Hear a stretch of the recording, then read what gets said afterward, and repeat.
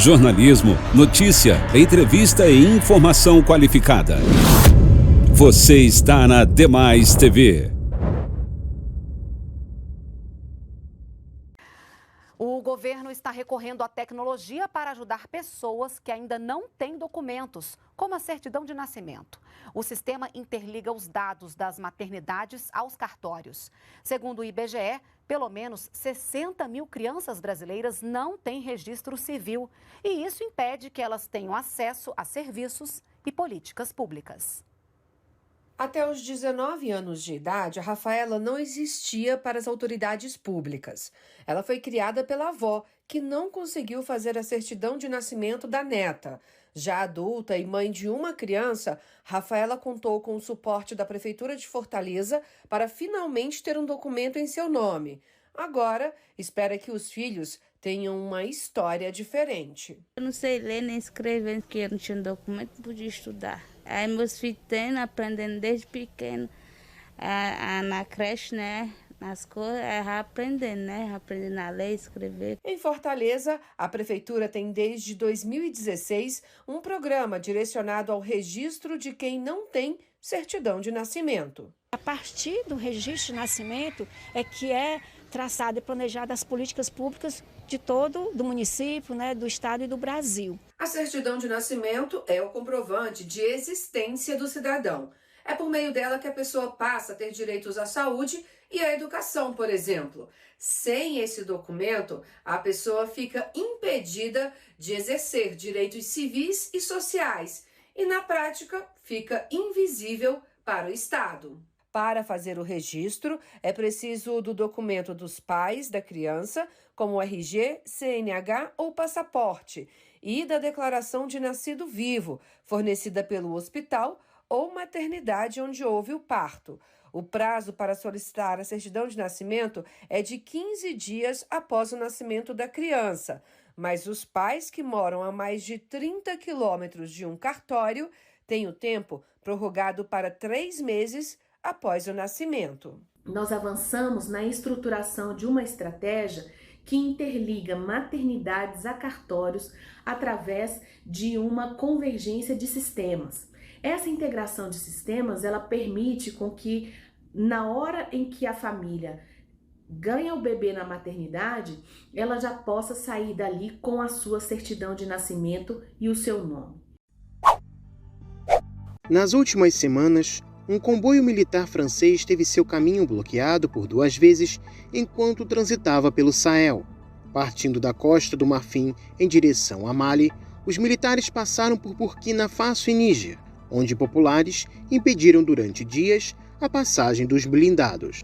O protesto foi uma expressão da cada vez maior insatisfação da população africana com a presença militar francesa, apesar desta combater os grupos terroristas. Mas se a França combate os radicais responsáveis por ataques contra a população civil, por que o país europeu incomoda tantos africanos? Para entender o assunto, a Sputnik Brasil conversou com Guilherme Zibel, especialista em assuntos africanos e professor de Relações Internacionais na Universidade Federal do Rio Grande.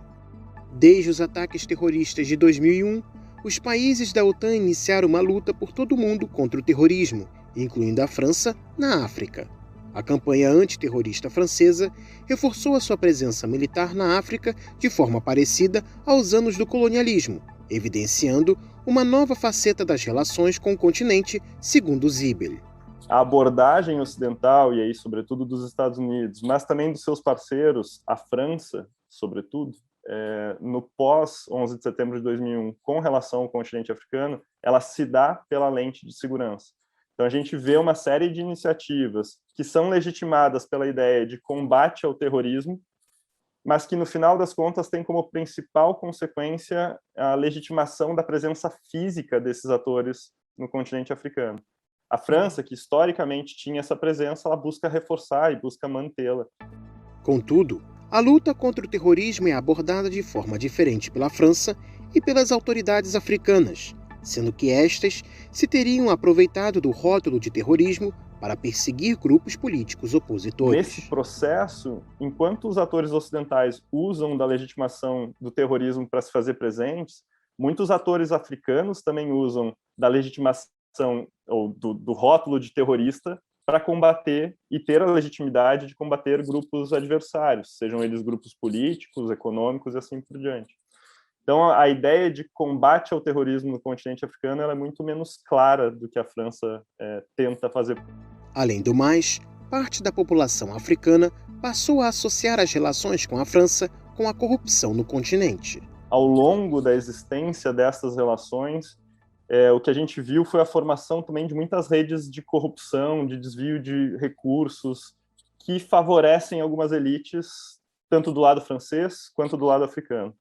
O cenário estimulou sentimentos negativos contra a influência francesa. O professor acredita que, de fato, há uma repulsa por parte da população em relação às políticas do país europeu. Eu acho que este sentimento é um sentimento muito presente na história das ex-colônias, especialmente entre as populações, e que se reforça cada vez mais, entre outros, pela percepção de que há outras relações possíveis. E aí, de novo, a presença dos emergentes, o padrão de interação com os emergentes, reforça isso significativamente. Apesar de terem ganhado sua independência ao longo do século XX, as nações africanas não passaram a gozar de relações muito diferentes com a França. Zibel aponta que o caráter estrutural delas não mudou. A França, no contexto, sobretudo pós-Segunda Guerra Mundial, a gente vai ver a estruturação crescente de movimentos de libertação nas colônias francesas, entre outras coisas, no caso do continente africano, porque, por exemplo, a África foi fundamental para a retomada da França pela França Livre, né? A resistência se organiza, inclusive, a partir do Chad. Então, não fazia sentido muito para os africanos lutarem para libertar a França de um regime opressor, ditatorial, né, fascista, enquanto eles próprios eram dominados por um regime externo, que era o da França. Então, esses movimentos vão ganhando força e as demandas vão crescendo junto ao governo francês. O caráter estrutural dessas relações não se alterou. O racismo estrutural por trás dessas relações, aquela lógica da missão civilizatória que foi usada para legitimar a colonização, ela se mantém. Ela se mantém maquiada, ela se mantém reformada, mas ela se mantém por trás. Em que se anunciou, o Emmanuel Macron anunciou que a França acabaria com o franco CFA, que é a moeda que era usada no período colonial e que depois passa a ser usada pós-independência, só com a mudança de nome, pelas ex-colônias francesas, e que é uma moeda que era vinculada à moeda francesa, que dava o controle, no final das contas, da política monetária de todos esses países para a França e não para eles próprios. A presença francesa na África iria além da luta contra o terrorismo. Historicamente, esse interesse tem a ver com uma projeção internacional, uma capacidade de poder nas relações internacionais, né, o apoio em termos, sobretudo da ONU, mas não só, tendo ali as suas ex-colônias como aliados, mas mais especificamente o acesso a recursos, sobretudo recursos energéticos, seja petróleo e seja, nessa região especificamente, sobretudo urânio. A França tem uma matriz energética que conta com usinas nucleares, né, historicamente tem esta matriz, e tem o aporte de urânio, sobretudo do continente africano, sobretudo do Níger. A estrutura das relações entre ambos os lados, além de remontar ao período colonial, também cria espaço para a busca de novas parcerias internacionais por parte da África. Além disso, com a introdução do neoliberalismo no continente, a região se tornou menos atrativa para investimentos das potências europeias tradicionais, se tornando mais relevante a necessidade de relações com potências emergentes como a China. Especialmente no contexto dos anos 80 e, sobretudo, nos anos 90, que é o período de adequação do continente ao neoliberalismo, uma adequação em grande medida forçada e que teve consequências desastrosas, tornou o continente para as potências ocidentais um espaço desinteressante em termos de investimento, e isso, né, é um dos elementos que abriu espaço justamente para esses emergentes que construíram essa relação que se solidifica e que nos anos 2000 dá sinais muito claros de que, de novo, esses atores ocupavam espaços que outrora tinham sido ocupados por França, Estados Unidos, Reino Unido.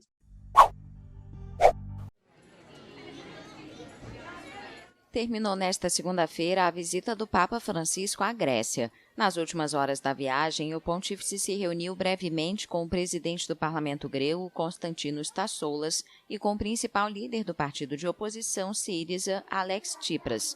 Depois, Francisco se reuniu com jovens em uma escola católica da região de Atenas, onde falou sobre a necessidade de abertura aos demais. O Papa argentino falou especialmente aos jovens que passam horas nas redes sociais.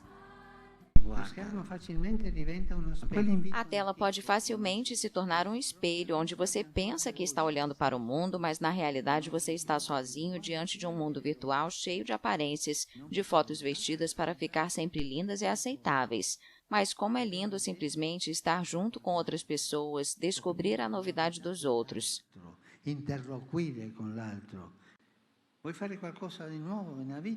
Você quer fazer algo novo na vida? Quer permanecer jovem? Então não se contente em postar alguns tweets, nem com encontros virtuais. Procure encontros reais, especialmente com pessoas que precisam de você. Não busque visibilidade, mas sim quem é invisível. Isso é novo, até revolucionário.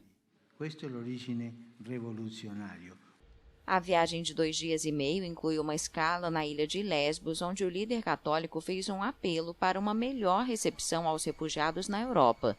Antes, o Papa Francisco passou pelo Chipre.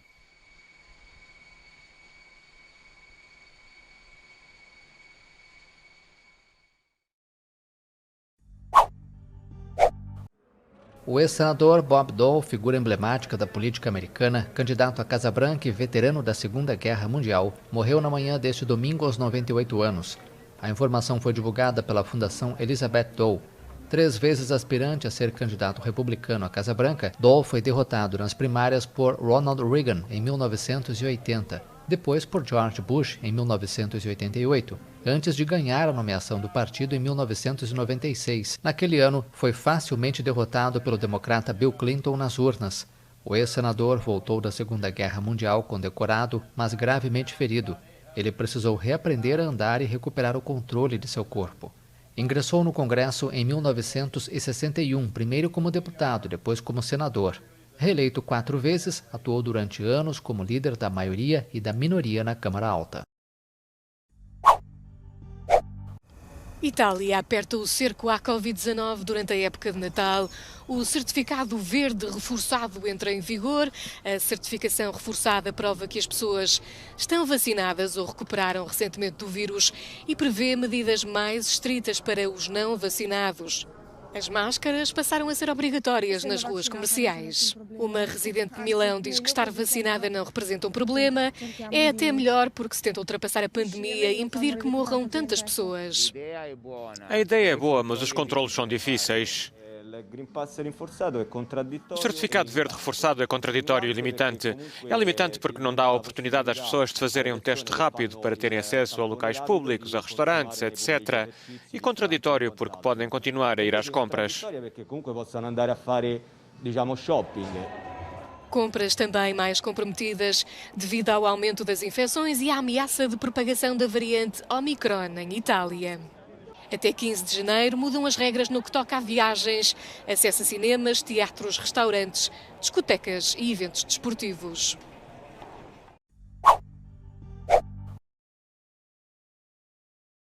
Pese a nuevas preocupaciones a nivel mundial por la aparición de una nueva variante de la COVID-19 denominada Omicron, se siguen registrando multitudinarias protestas en diferentes países del mundo contra las restricciones, los confinamientos y vacunas.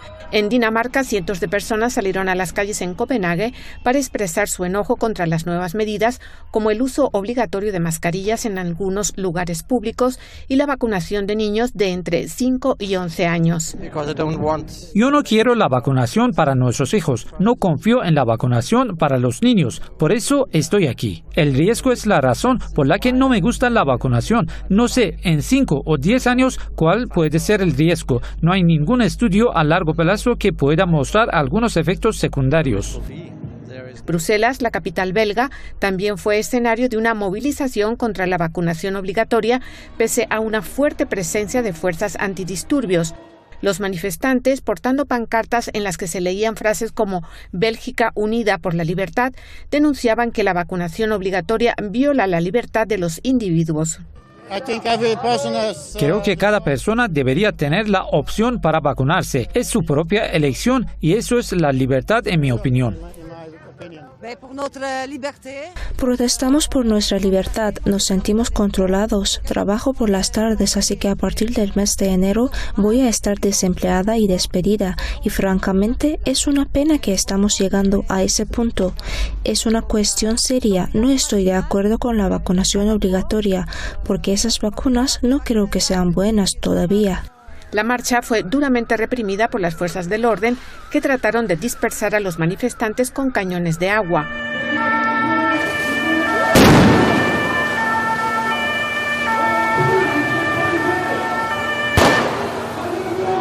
En los últimos días se intensificaron los actos de protesta contra las cuarentenas y las vacunas en diferentes partes del mundo, en medio de nuevas medidas anunciadas por los gobiernos tras el surgimiento de la variante Omicron, altamente mutada y que, según la Organización Mundial de la Salud, presenta un riesgo global muy alto de propagación. Beatriz Salas con información de Minú Hossein Sadeh, Hispan TV Noticias.